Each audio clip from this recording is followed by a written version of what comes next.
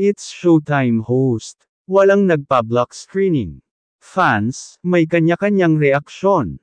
Isang mainit na usapan ngayon sa social media ang napansin ng mga netizens, sa kabila ng pagiging sikat ng It's Showtime hosts, tila walang nag-organize ng block screening para sa pelikula ng ilan sa kanila. Sa isang showbiz event kamakailan, kapansin-pansin na habang ang ibang celebrities ay suportado ng kani-kanilang fan group sa pamamagitan ng block screenings at viewing parties, ang ilang It's Showtime hosts naman ay tila wala ni isa man sa kanilang grupo ang nagpa-sponsor ng ganitong event para ipakita ang solidong suporta. Dahil dito, maraming fans ang naglabas ng iba't ibang opinyon. May ilan na nalungkot, lalo na ang loyal supporters ng hosts, habang ang iba naman ay nagbigay ng understanding na baka raw hindi lang natutukan ng management o baka nagkataon lang na hectic din ang schedule ng lahat kaya hindi ito naisagawa.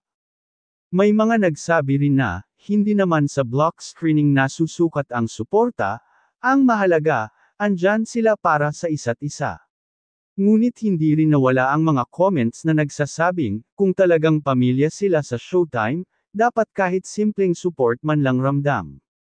Sa kabila ng isyo, maraming fans pa rin ang naniniwalang ang suporta ay hindi nasusukat sa laki ng event kundi sa tunay na pagmamahal sa bawat isa.